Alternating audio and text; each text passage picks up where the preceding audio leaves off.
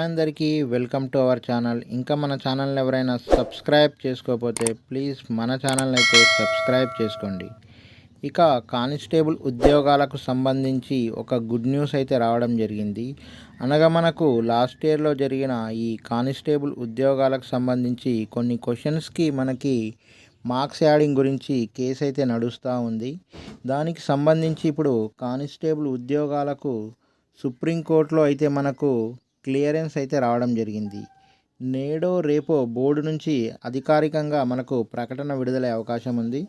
12 నుంచి మనకు appointment orders ఇచ్చే అవకాశాలు ఉన్నాయి. సీఎం రేవంత్ రెడ్డి చేతుల మీదుగా అందజేత అంటే మనకి తెలంగాణ రాష్ట్ర స్థాయి పోలీస్ నియామక మండలి సుప్రీంకోర్టులో వేసిన పిటిషన్కు సానుకూలంగా తీర్పు వచ్చినట్టు మనకు విశ్వసనీయ సమాచారం అన్నట్టుగా మనకు ఈ న్యూస్ పేపర్లో అయితే ఇవ్వడం జరిగింది.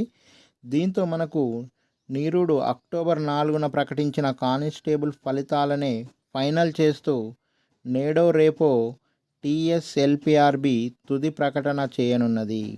జరిగిన తప్పొప్పులపై హైకోర్టు సింగిల్ బెంచ్ ఇచ్చిన తీర్పును సవరిస్తూ నిపుణుల కమిటీ వేయాలన్న హైకోర్టు డివిజనల్ బెంచ్ తీర్పును సవాల్ చేస్తూ టీఎస్ఎల్పిఆర్బి అధికారులు ఇటీవల సుప్రీంకోర్టుకు వెళ్లారు. ఈ నేపథ్యంలో మనకు బోర్డుకు అనుకూలంగా తీర్పు వచ్చినట్లు విశ్వసనీయంగా తెలిసింది.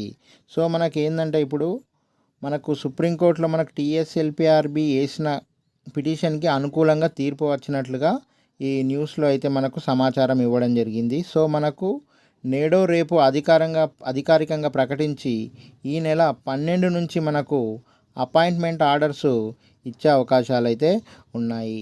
12 నుంచి నియామక పత్రాలు, ఈ నెల 12 నుంచి ఉద్యోగాలకు ఎంపికైన వారికి అపాయింట్మెంట్ ఆర్డర్స్ ఇవ్వనున్నట్లు విశ్వసనీయ సమాచారం.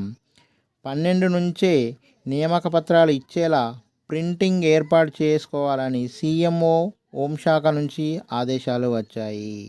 సో మనకి కానిస్టేబుల్కి సంబంధించి ఈ కేసుకు సంబంధించి మనకు లైన్ అయితే క్లియర్ అయినట్టుగా సమాచారం అయితే విశ్వసనీయ సమాచారం ఉన్నట్టుగా మనకి న్యూస్ పేపర్లో రావడం జరిగింది.